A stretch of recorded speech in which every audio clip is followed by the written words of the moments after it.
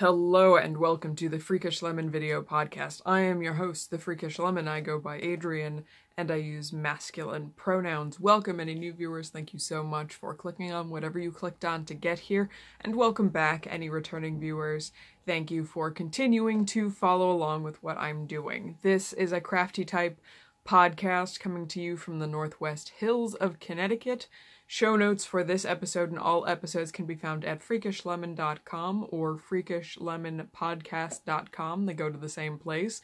We also have a group on Ravelry, so just search Freakish Lemon in the Groups tab and you will find us.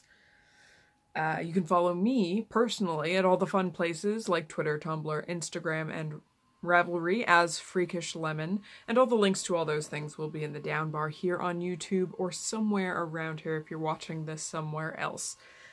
And please remember to subscribe here on YouTube if you are interested in following along with what I'm doing, because it's probably the most reliable place you're going to get updates that I've posted a new episode. So the little button is right there if you're on YouTube, so go ahead and click that. Right there? Somewhere down there. I'm now second guessing what direction this video will be on YouTube. It's been a while since I've done that. I am filming this on Sunday, April 1st, 2018. Very late. But if I didn't film it now, it would be another week before I filmed it. And it's been, what, 4 weeks now since my last episode? But before we go into that, just a quick podcast stuff update. The 2018 blanket make-along is continuing, so if you are making any blankets with any craft, come over to the Ravelry group and share your progress in the thread, because blankets take a long time and it's great to get updates. Also, we are currently we finished our first month, actually, of the half-square triangle quilt-along. This is a casual quilt-along running from March to September. The details are on Ravelry or in the show notes below with all the requirements and things, but basically work on a quilt with half-square triangles, and I'll talk more about that project later in my works in progress. And that's really it for podcast stuff. So, life stuff. Just a quick note, yes, I am back in this corner. Filming on the bed wasn't quite working, so I'm crammed back into this corner and we'll see how that goes. First bullet point, daylight saving time. Few weeks ago, 2 weeks ago now, here in the US, we changed our clocks forward an hour, and it kicked my butt this year. Usually it doesn't quite kick my butt as hard as it did this year, but that first week was like I had never slept at all in my life. So that weekend was out for podcasting. It was not gonna happen. So I'm starting to find my equilibrium with the time change now. Hopefully I'll be back on my early sleep schedule properly soon. Another bullet point, I rearranged my craft room again, which is partially why I haven't filmed a podcast as well, because all my energy went into doing that a bit. If I remember, I'll throw some video up here of what it looks like now. It's not terribly different. Mostly one of the tables has moved because of an acquisition that I've made. But yeah, I went through a bunch of craft stuff that's not yarn and fiber related and took a serious look at how it's organized and where I put it. So it was a big deal. The weekend I decided to do that. And then last weekend was Stitches United here in Hartford, Connecticut, which is one of the Stitches shows. It used to be Stitches East, but then it combined with a a quilt show, I think, that used to happen in the area and became Stitches United. My mom and I went on the Sunday, and it's a pretty chill atmosphere. There's not really a whole lot of foot traffic for this event, so it was really chill. We met up with a knitter friend and her other friend and hung out. Got lunch at Bear's Barbecue, which is a fantastic barbecue place in Hartford on Front Street. I used to work on that side of town. Our office has moved across, closer to the train station, but yeah, so we always get barbecue when we're in Hartford because it's delicious. And I'll talk about my acquisitions in the new stuff segment, but it was a good show. It's a nice show. I know they're not doing it in Hartford next year. I think that they're not going to get the numbers that they want, particularly because the Northeast has an abundance of yarn and fiber events, so it's kind of hard to squeeze a Stitches back in after Stitches East was gone for a few years. I think they lost their dedicated crowd, and I don't know if they're gonna get it back.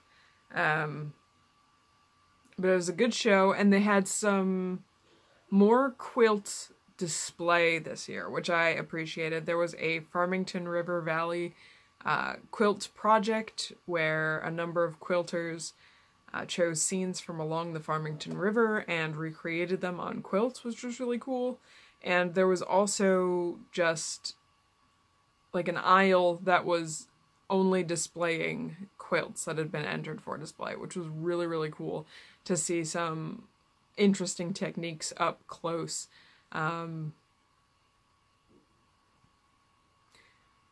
Yeah, because I see a lot of quilts online because I follow people who quilt, but seeing them in person is really, you know, you can figure some stuff out seeing them in person, or just admire the craftsmanship seeing them in person. So that was pretty cool.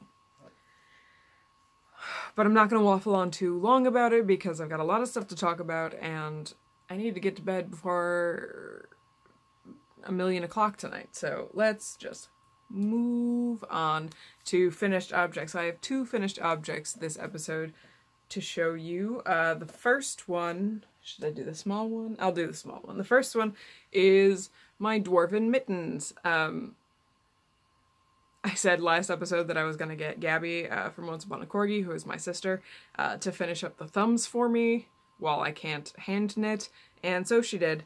And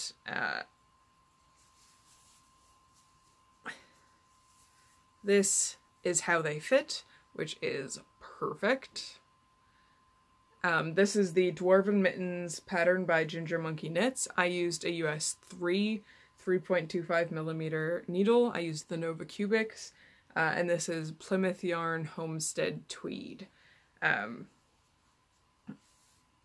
so excited to have these mittens now that it's, you know, spring-like, although we're supposed to get snow tomorrow, so we'll see. By the time this podcast goes up, you'll know if I've gotten snow on Monday the 2nd.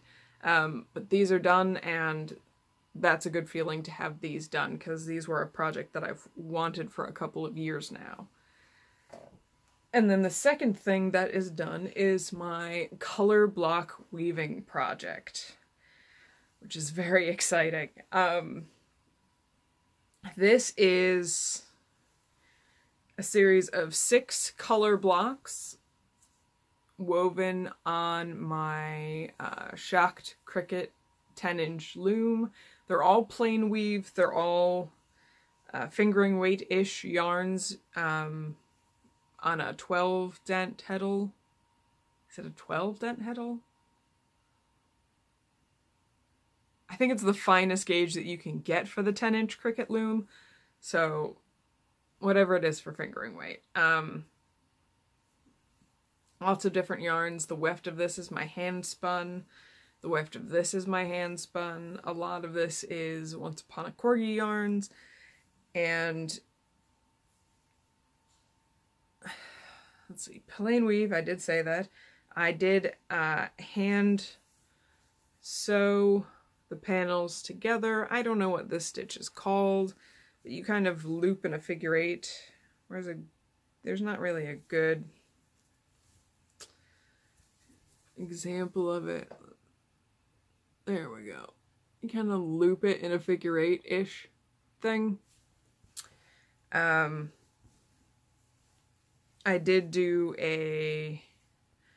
I started sewing them together from the middle out, and then evened out the panels with a hem stitch, and then I left the fringe long because I didn't want to deal with it. And it's, oh, listen to my elbow crack. Let's see, how is it to my wingspan? It's a little bit longer than my wingspan. So it's probably closer to 6 feet. I'm 5'4", 5'6", I don't know, one of those. I think it depends on whether I'm wearing boots, so probably 5'4", 5'5". But with fringe, it's probably about 6 feet long, and it's about this wide. So from wing to bicep. And this is a blanket or a wrap type of thing.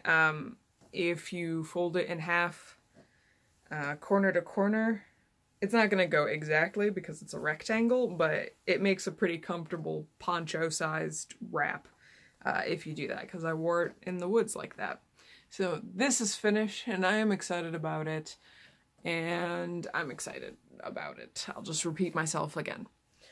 So we'll move on to works in progress. I have a lot of works in progress because it's been a long time since I recorded anything. And we know how rambly I can get, so sorry if it seems like I'm rushing, but I just want to cover everything before you all die of boredom.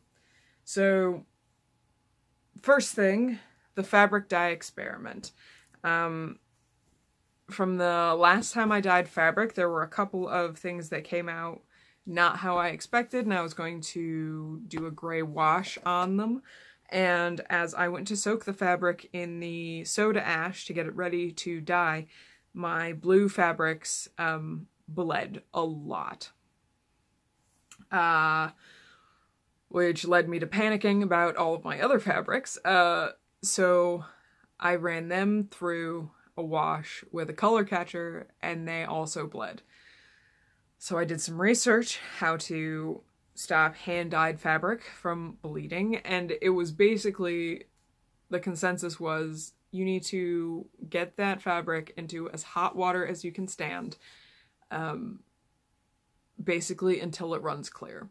So what I ended up doing was, instead of, and one of the sites that I was reading said that most modern washing machines do not get hot enough to achieve this because they're trying to be energy efficient. So your best bet is to run a really hot bath for your fabric. So I got out my plastic washing tubs and I filled it with hot water, and I did 2 baths for the fabric, and then took the pieces into the sink, ran it under as hot water as I could stand until it ran clear. Some of the pieces do still tint the water a smidge, but it's nowhere near as bad as it was. So that is a tip: if you're dyeing fabric, when you rinse it in hot water. As hot as you can stand, as often as you can manage, until it runs clear. So then I did a gray wash on the fabrics I had chosen in the last episode where I talked about it.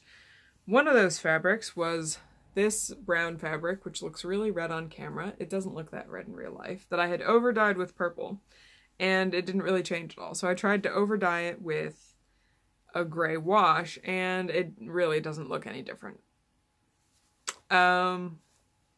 So yeah, this will be either scrap fabric or I will possibly use the back for something instead of using the front, because it's pretty ugly in the front.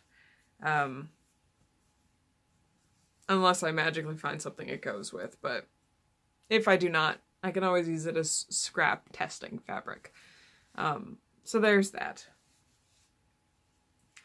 The other fabrics I was going to overdye was this plaid. This is coming up way more blue on camera than it does in real life. This was a green and off-white plaid. I dyed it blue. It was super bright blue, and now it is slightly less bright blue. It's a little bit darker than what's showing on screen, but it's not as far off as that first blown out side. The sides seem to be okay. Still not a color that I can really use in the quilt that I wanted to use it for, but I think I'm just going to have to find a different fabric to use for borders on that quilt, so that's fine. There's plenty of stuff that I can use this color with more than the original color, so I'm still happy with how this turned out. It's muted it enough that, oh, there's a nice sunny sun patch, because these used to be curtains. There's a lot of sun fading in this fabric. But yeah, it's definitely more usable now than it was before, and I am happy with the color it turned out. It just doesn't go with the quilt that I was hoping it might go with. But a success nonetheless. Which we'll start talking about those quilts now. I have made a lot of progress on my winter wall quilt, which is this quilt. This is from the Weekend Quilter. Oh, my notes fell asleep. There we go. The Weekend Quilter book. All of my rows are assembled. I am out of focus. There we go. They're not terribly straight. I had to do a lot of trimming of the ends, but it is all together. I do want to put a border on this quilt, just like a 3 or 4 inch border. I think that would be good. Maybe, yeah, 3 or 4 inch border, just to frame out my brickwork here. I'll have to go stash hunting. I'm sure I've got grays or something that will go with this. And then I just gotta see if the quilt batting that I have is big enough.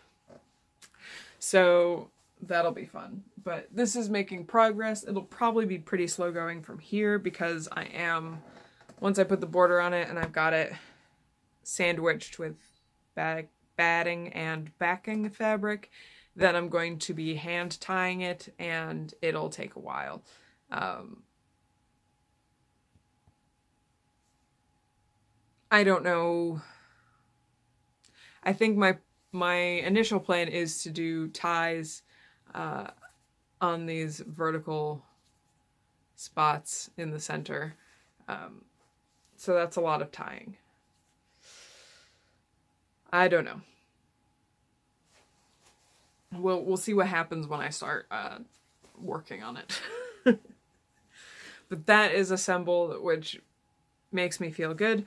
It's a good size. I did lay this out on my bed to see how big it was, and ideally I'll have some borders on it just to make it a little bit bigger, but it's around the correct size, which is good.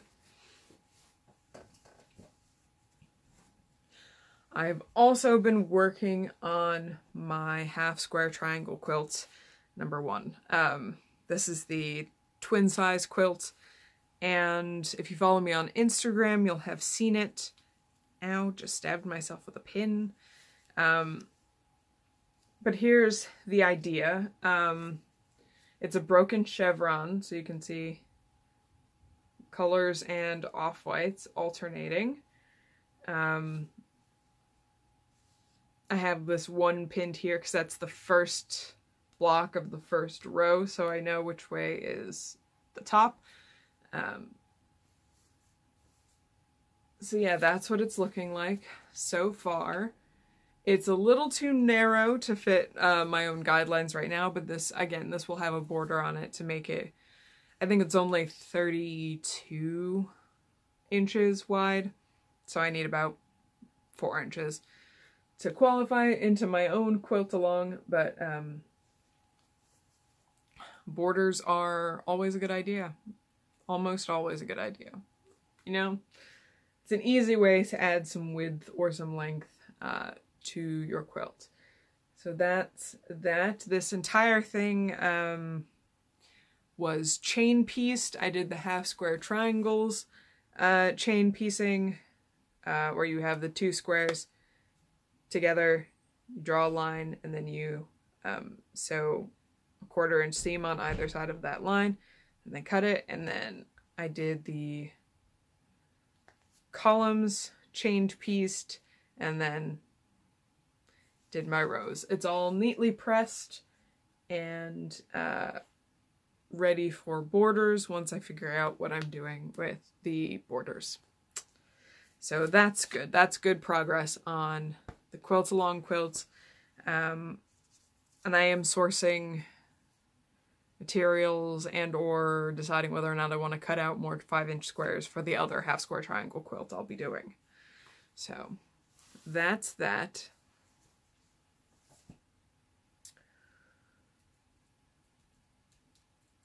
And then I have done some machine knitting. I have finished the sleeve, the first sleeve of my Tramontane sweater by Amy Herzog. This is being done in my own hand-spun yarn, and the black is some Classic Elite Wool Mohawk wool, Classic Elite Yarns Mohawk wool. This is on my Silver Reed LK150, which is a mid-gauge plastic flatbed machine. And yeah, I have a finished sleeve, so I just have to, so the only pieces left are the second sleeve, and then I have to cast on the ribbing for the neckband to attach once I seam one of the shoulders together. And then it's just assembly, which is really awesome.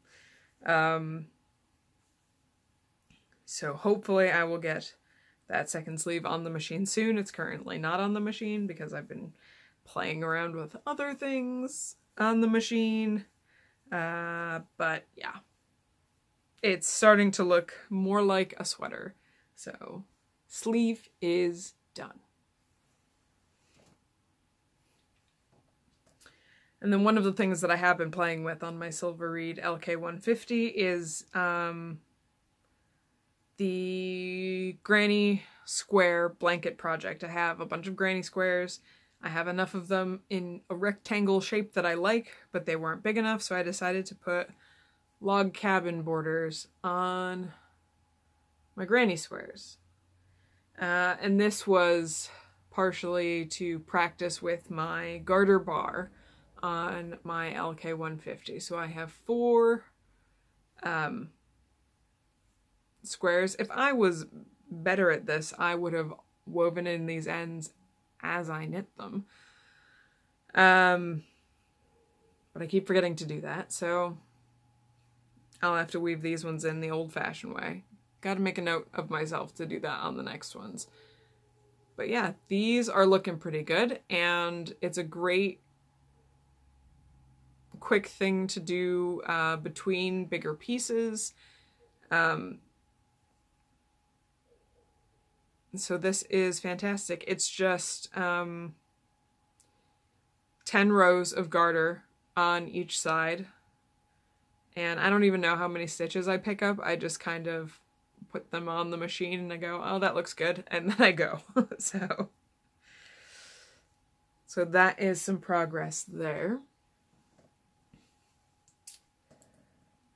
I have made some progress weaving for my scrap yarn pillow covers. For new viewers of this podcast, this is a piece of weaving that I attempted on my 10-inch Cricut loom as a double weaving project. And that's a project where you have multiple heddles in your loom and you basically warp your loom so that you kind of get this folded over fabric weave. As you can see, I wasn't very good at it, and I decided that I would use this to cover some round pillow forms I have, but I needed some more weaving, so I planned out to get 3 more pieces at approximately that size, and I warped the loom, and I have finished weaving the block, and I have interfaced it with this Pellon shaped flex interfacing. I've got a piece of it here. It just looks like a piece of cotton with glue bumps on one side of it.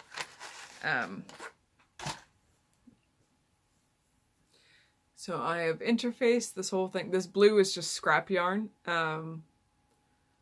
This is all similar scrap yarn.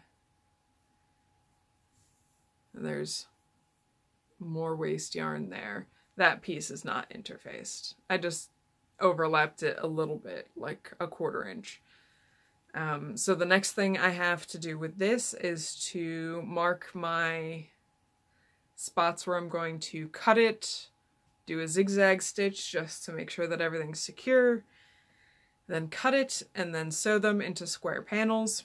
And I'll probably use some of that blue fabric as the backing fabric of these pillow covers. My plan is to sew a zipper in the seam along the half so I can just take them off if I want to take them off these pillows. But that's the plan so far. And this was a nice quick weave because I've been used to doing scarf lengths, which are, you know, 6 to 9 feet warps, and this was only 4.5 foot warp, so it kind of flew by. I've also started tablet weaving. I got in my tablet weaving or card weaving. I got in my cards from Folktales PI, which is the Polish woodworking shop that I've been admiring from afar from a long time now. And here's 10 of them. I bought 20 total. They're beautiful. And it's A, B, C, D. All card weaving cards are kind of labeled that way. And this is the front side that goes to your left when you weave. And so I've started with the sample weave from the card weaving book by Candace Crockett, and it's not pretty. It is not pretty. You can see here's my cards, here's my shuttle, and this is just holding everything together until I can make this taut again. But you can see this is real shaky as I get started. You can see it kind of evens out over here as I get the hang of it a little bit. I change direction again and it gets a little weird. Like there's this one strand that's not right. But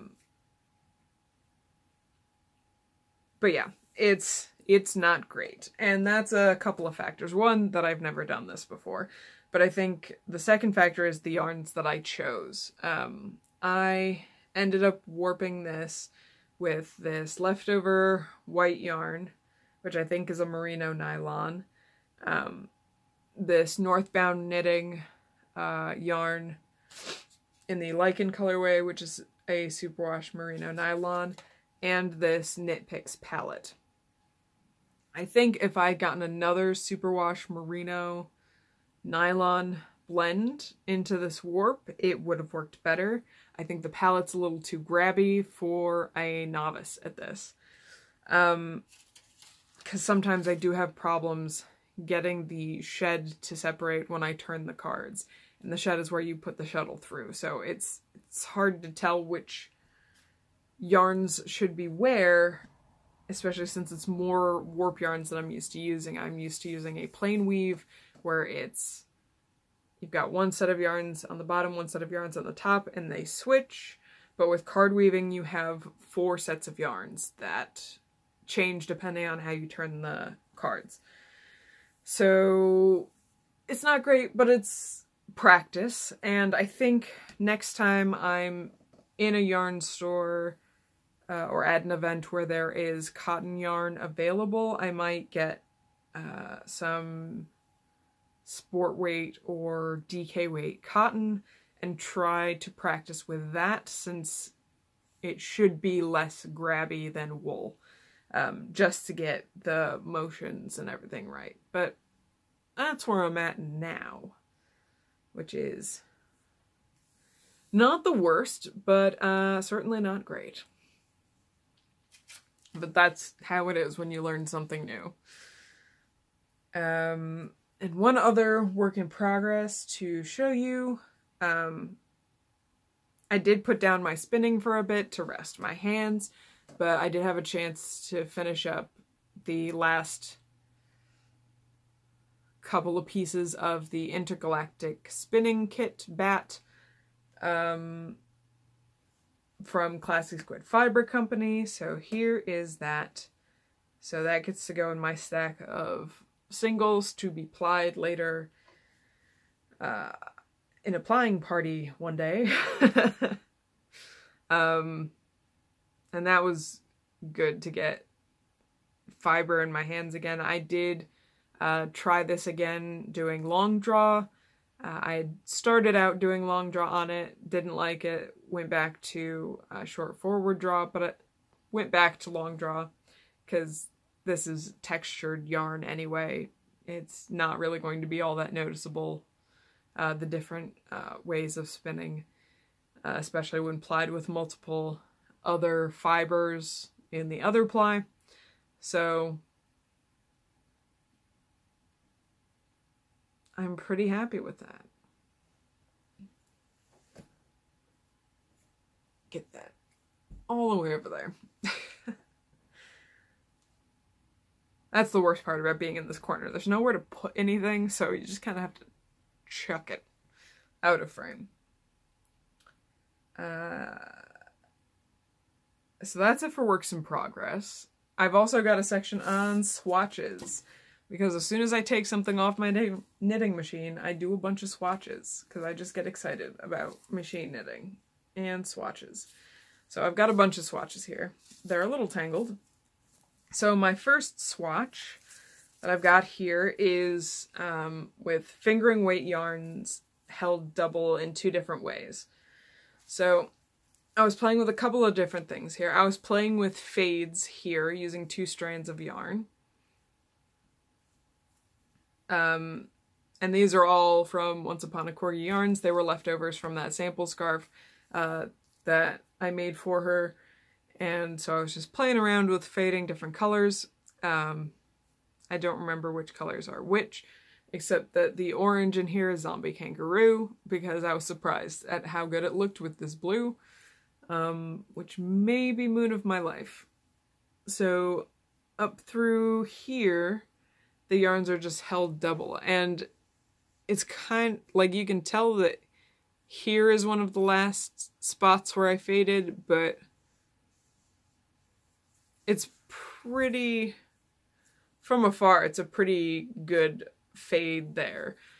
But then there's this, I was reading through the book for my LK150, and there's a second slot in the carriage for plating, or I don't know whether it's plaiting or plating.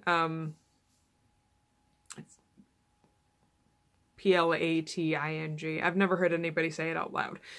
But so I decided to do comparisons of that with holding 2 yarns together.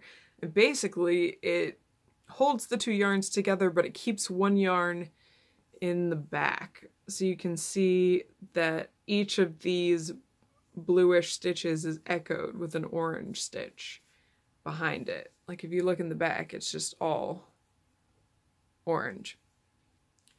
So then I went up a stitch dial, held 2 together, and then plaiting, and then held 2 together, and then plaiting. You can see in the held 2 together, it kind of alternates which is the front strand and which is the back strand. And the plaiting, it always has the same strand in front and the same strand in back, which is pretty cool. That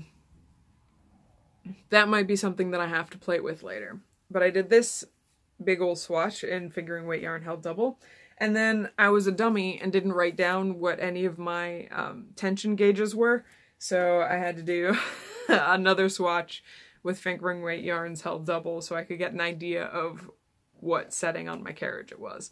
So this one I used the eyelet technique, and then I also put a tag on it. And that's just to get a gauge, because I do have a fade sweater planned, holding fingering weight yarns held double, so I wanted to get an idea of the gauge for that. And I know I have another swatch somewhere, but I didn't really label those early swatches very well. So now I've got plenty of swatch to get an idea of the gauge. And then I was fooling around with tuck stitches on my machine, and it occurred to me that brioche is just a series of slip stitches and tuck stitches in a rib. So I did a series of alternating tuck stitches, which is kind of hard to see because this yarn is so variegated. But, alright,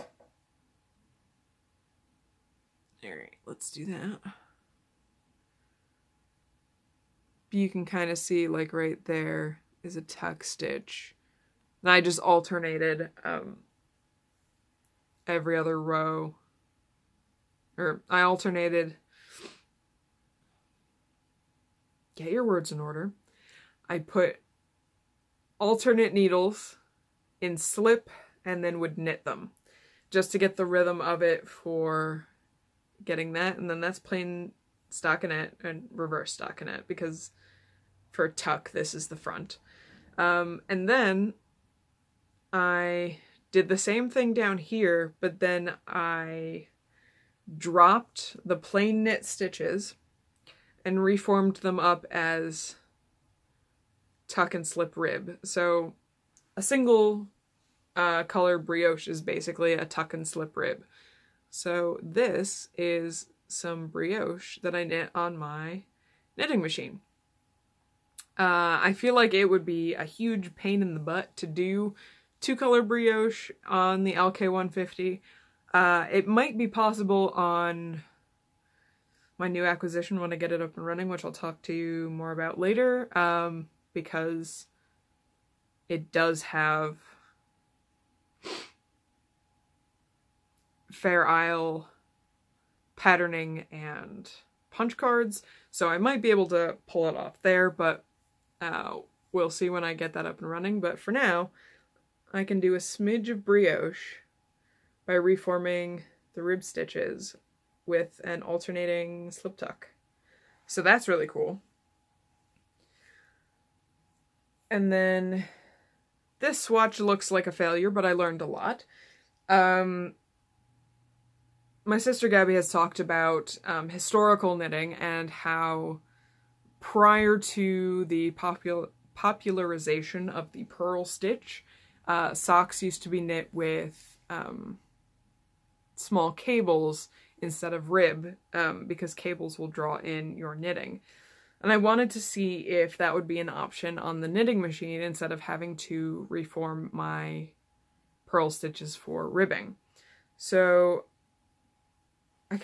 I started this swatch and I kind of cut it in half, and I tried to do 2x2 cables here and I failed miserably. I dropped some stitches here, and then I tried to do just a 2-stitch twisted cable here, but there's not enough yarn to adequately cross the spaces between needles every single stitch. On the knitting machine, it was pulling too tightly on the needles and I was afraid I was going to bend them. So I stopped doing that after a while, but I successfully managed this 2x2 twisted cable up the side of a piece of work, which looks really good. I really like how this looks, and that is something that I've been wondering about. See, this is the regular stockinette side, which curls a little bit. Not as much as it normally would because there is cables at the bottom here to kind of anchor it, but this lies completely flat, and it's pretty easy to do on the knitting machine, so that is a success. So worth taking the time to learn how to do this. And then, out of curiosity, I was playing around with I-cord on the knitting machine because it's super easy to do, and I wanted to see how it would look as a sort of seaming technique. So I did this swatch, and I did a 3-stitch I-cord seam, or basically on the 3rd stitch here, I did a knit 2, or a knit 3 together, with a live stitch from either side and the 3rd stitch there. So, I mean, that's pretty good. If I was using the same color yarn, this would be practically seamless. But because this is such a much darker yarn than this, you can see the connecting line. But it doesn't look bad, and it's a kind of a stretchy seam, so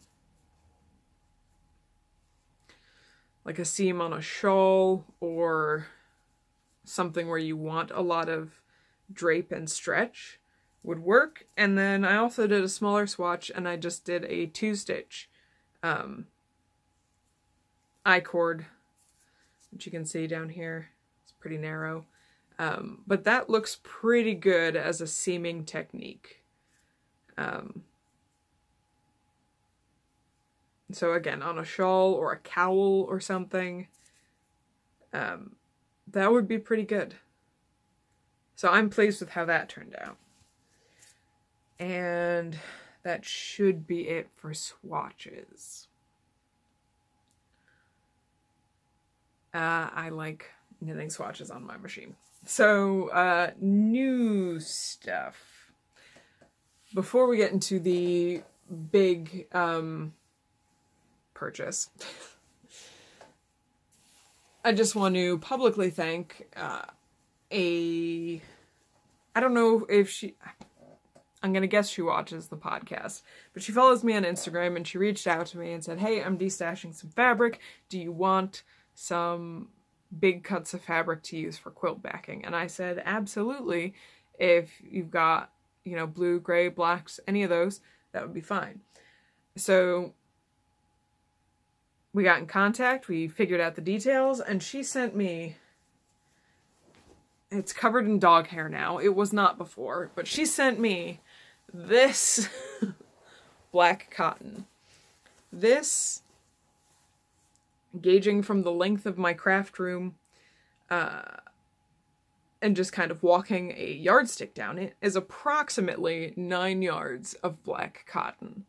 So thank you, generous person who destashed this lovely, huge bolt of fabric to me. This is amazing. This is going to be the back of the quilt that's going on my bed. So I'm very excited about this. It's massive. I don't have anywhere to put it. It just travels from table to table right now. It's ridiculous. And then excuse me for a second as I reach over here and grab all the rest of my things. Okay. So, I was browsing eBay, looking at knitting machines, and when you browse eBay, it's very easy to buy from eBay, so I purchased myself a Brother Amino KH836E knitting machine. It looked like it came from an estate sale, and the description said it was from a mechanic or somebody who worked on machines. It looked in pretty good condition from the photographs, and I bought it. And it came in, and I was very excited, and it was very clear from unpacking it that this machine needed some work to get back in working order. Nothing appears broken so far, but from what I can see, it's just the oil that is traditionally used in knitting machines. It degrades over time. That's just the nature of oils. And when it degrades, it hardens and gets sticky, and things don't work correctly. So what I've done, and if I've got video of it, I'll throw it up here, is at this point I have disassembled my carriage. I've removed all the plastic pieces, and I have put it in a bath of Marvel Mystery Oil. This is per the direction of Jack Dubberly of the Ask Jack and the Answer Lady. If you are a machine knitter and you don't know about the Answer Lady, you need to head on over there right now. The Answer Lady and Ask Jack are kind of the quintessential knitting machine maintenance guides. Jack Dubberly works on knitting machines and has developed a lot of the repair and maintenance techniques used on knitting machines by folks like me who buy knitting machines used. So that is currently soaking, and judging by how long it's been used, it's going to be soaking there for a few weeks now. I also took out the sponge bar just to see what kind of shape that was in, and that thing had completely deteriorated. It was shedding little sponge particles as I removed it from the bed, so it's back in the machine right now just to keep all the needles in place, but that needs replacing, and I've got a new sponge bar to put into the channel, so that's all set.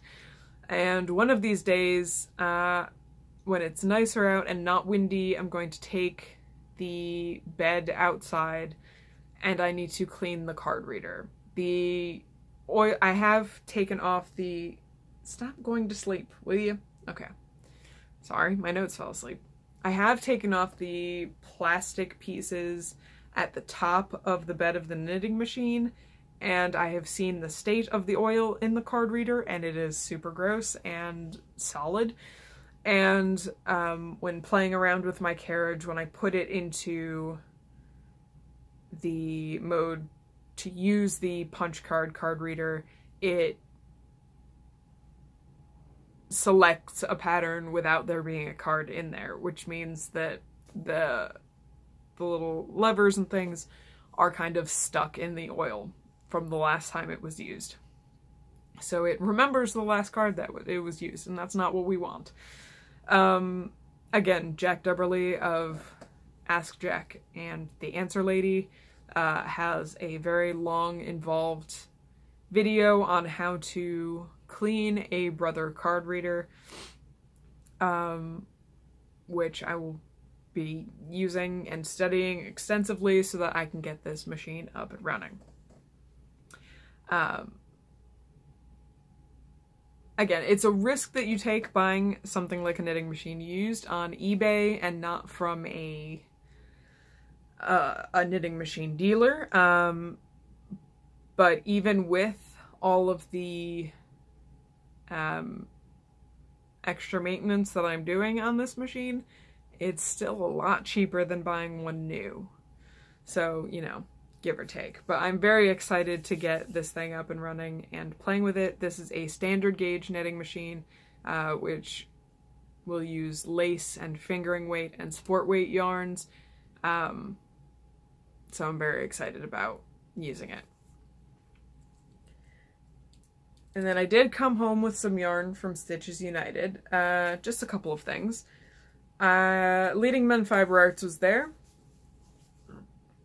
And I was looking for yarns to do the wedge-shaped, or the half circle / more than half of a circle using wedges shawl project for my machine knitting shawl project coming up. So I bought 3 lace weight skeins. This is their Ghost Light base, which is an 80/20 merino silk lace in the colorway Envy.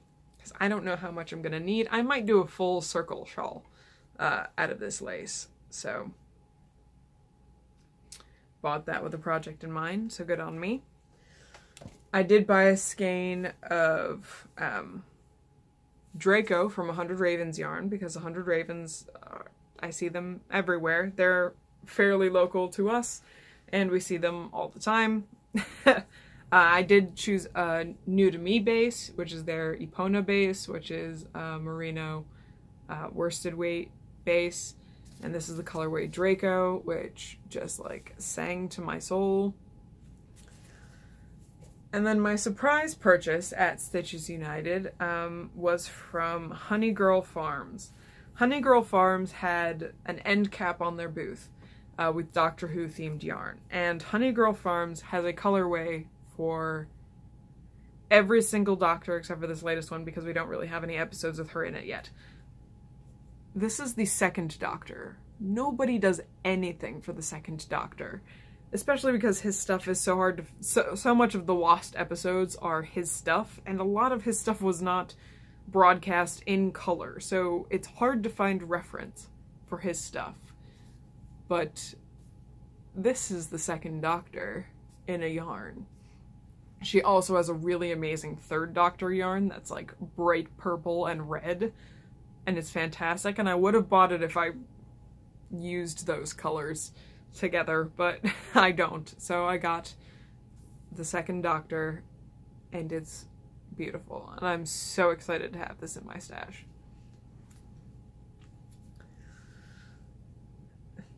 Then one other acquisition, which came to me yesterday. As I've mentioned before on the podcast, my mom has started dyeing yarns, littleelephantYarn.etsy.com, and she's had, you know, some pretty decent sales, and there's one person who's bought a few things from her. My mom calls her best customer, and her best customer sent a package to my mom this week, and she sent her a skein of yarn, and she sent along a skein of yarn for me, because it reminded her of me. And this is from Muddled Colors Studio, and it's their Halloween colorway. Because I love Halloween so much. So thank you so much, Mom's best customer. This is amazing, and I'm so excited to play with it. That'll do it for new stuff. Whew. Okay. So other stuff. Stuff I'm watching.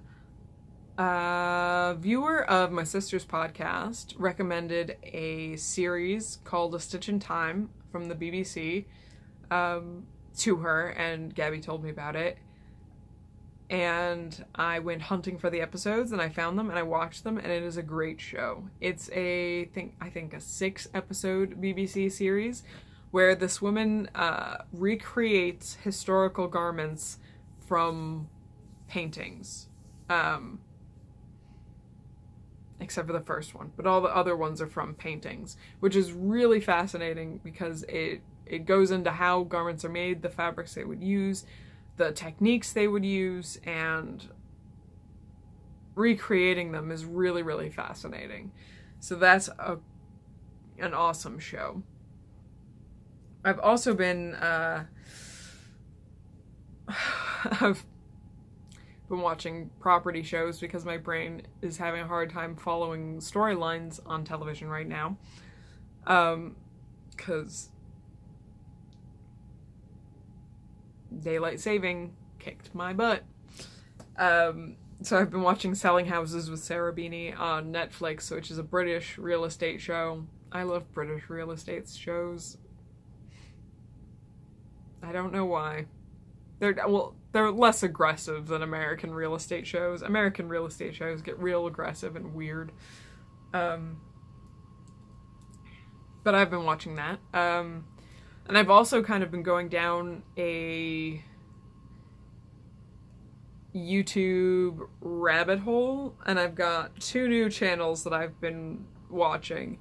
The first is Angela Clayton on YouTube. She's a historical garment and costume creator, and she was recommended to me in the sidebar, I think, on YouTube with the video where she features this costume, and I'll put it up here on the screen. The video includes in the title her 18th century striped redingote, which is amazing, and I really enjoy watching her videos and how she puts together her both clothing and costumes. And this year she's planning on doing patterns from multiple modern decades, which will be really interesting to see, I think. And then I also fell down a rabbit hole. I should have known that this was a thing, but for some reason it didn't occur to me that this was a thing. I knew that there was a fad with creating slime out of glue and cornstarch, or however you make slime, over the past few years. But I didn't realize that there was like a slime fandom with communities and reviews and things until I fell down a YouTube rabbit hole and found Talissa Tossel on YouTube. She talks about and demonstrates the properties of commercial play slimes.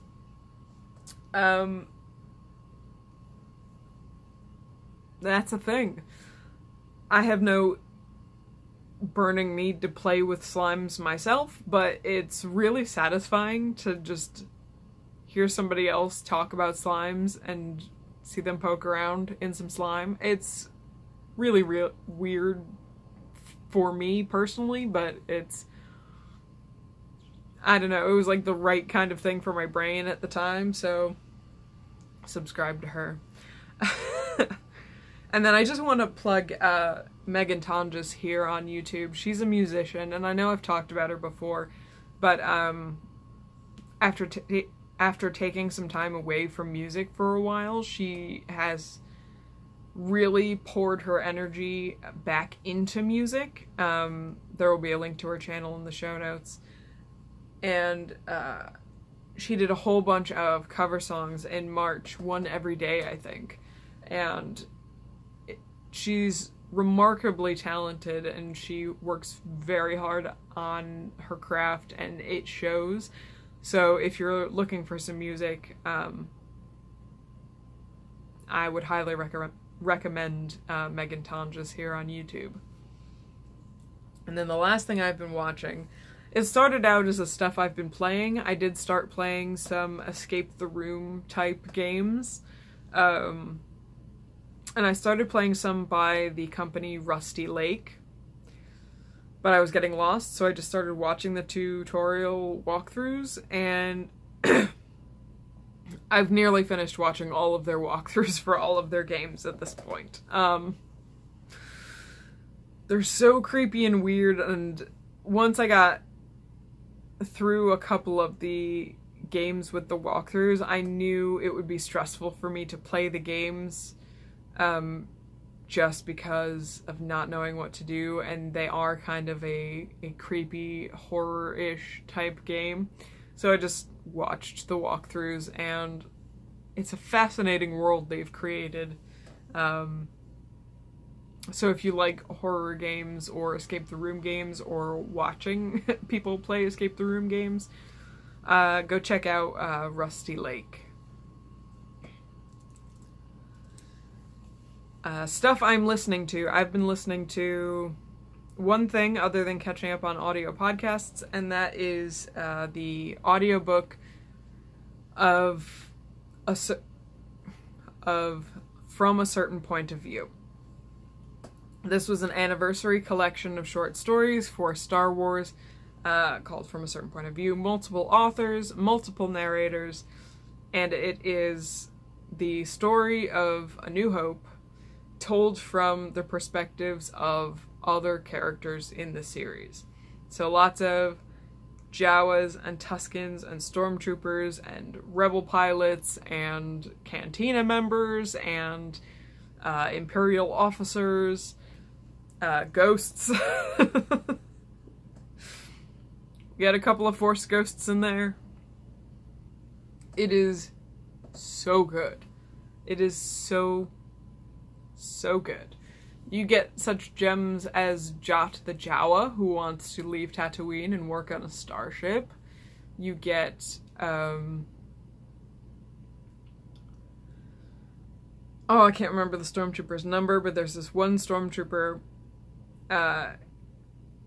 he's with the one that Obi-Wan mind tricks in Mos Eisley. He's not the one who's talking, he's the one standing next to him. He just wants to ride dewbacks and get drunk. And he thinks that Obi-Wan Kenobi is a hilarious old geezer.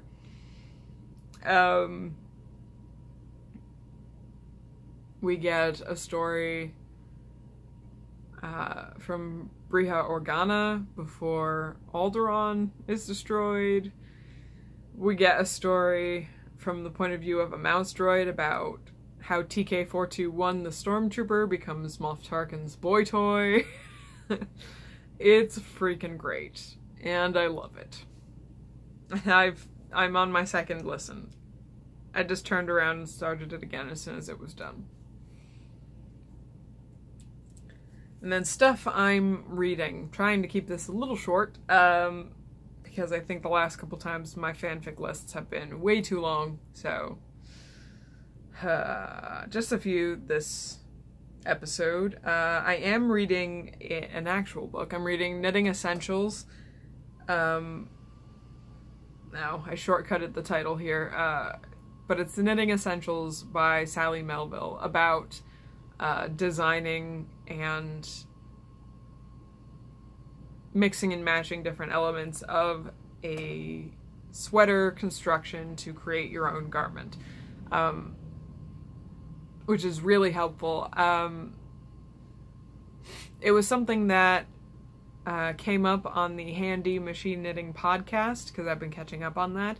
She interviewed Sally, and she talked about that sweater book in particular, because all of the sweaters are in pieces, so it's really easy to adapt them to machine knitting, which is great. So I'm really enjoying kind of getting some background on sweater design through there. And then I've been reading a bunch of fanfic. I reread the Jedi Shmi alternate universe by Miranda Tam. That's the alternate universe fic where Shmi Skywalker cuts out her transmitter when Qui-Gon frees Anakin, and she goes with them, and Yoda takes her on as an apprentice, and she starts changing the Jedi Order by being contrary and asking questions. I also reread this fic called Back from the Future, Episode 6, The Clone Wars. Sorry. I don't know if I've talked about it on this podcast before, but sometime during Return of the Jedi, possibly leading up to the confrontation with the Emperor at the end, Luke and Vader time travel back to the Clone Wars and then decide they're gonna just, you know, end the war, because they know who the Sith is, they know how to get in the way of his plans, and they know how to save everybody, because they know how it went wrong the first time between the two of them. It's a really good fic. That's by Ariel Sojourner, and highly worth a read if you like Star Wars and time travel. And then two new to me fics. I started reading a fic called Heart of Kyber by Esama. And the summary of this fic is, the Jedi High Council forbids Anakin's training, so Anakin makes his own. It's basically a fic where Obi-Wan Kenobi doesn't exist in universe, and Qui-Gon brings Anakin to the temple. They decide, no, he's not to be trained. But while he's there, Anakin steals a holocron. And he steals a bunch of training information. But he can't access the holocron easily. There's no operating system on the holocron. It's just a data dump. So he and his mother build an android, essentially with the holocron as his brain. And his name is Obi-Wan Kenobi. It's a really good fic. It's not finished yet, but crossing my fingers that it's not abandoned and that it will be updated because it is fantastic. And then the last one I want to tell you about is a fic called All That I Have Seen by Felila. There's a lot of L's there. And the summary is, she died in the temple, staring into the face of a man that she once looked up to, a man that she once thought to be a great Jedi. She awoke in the temple, years before that event took place, years before everything went wrong, and she decided to make it right. Again, I love time travel. It's one of those stories where a character dies and wakes up in the past. But she's a completely original character. She's not an existing character, and I think she's a really good example of what you can do with original characters in fanfiction. I really like how she's characterized. I like the background that we've learned about her so far. I like how she's tangential to the main storyline and how she's trying to figure out how to get herself closer to the characters of that main storyline in such a way that's not butting into their lives, but also, you know, trying to prevent the horrible tragedy at the temple. There's also some great Ahsoka Tano character stuff in here because I love Ahsoka. She's the best. Definitely looking forward to where this one is going, and I'm excited to see what kind of time travel shenanigans this character gets up to. So that's going to do it for this episode. Before I lose my voice completely, show notes and everything are over at freakishlemon.com. And you can join the group on Ravelry. Just search Freakish Lemon in the groups tab. You will find us there. You can follow me at all the fun places as Freakish Lemon, like Twitter, Tumblr, Instagram, and Ravelry. Especially Tumblr if you want to watch me freak out about Star Wars things, because that's my jam. Links to all these things will be in the down bar here on YouTube or somewhere around here if you're watching this somewhere else. And if you are here on YouTube and you want to follow along with what I'm doing, click that subscribe button somewhere down here, and you'll see when I post a new episode. So that's going to do it for this week. Hopefully I can get myself back onto a regular podcasting schedule. Cross your fingers. Goodbye.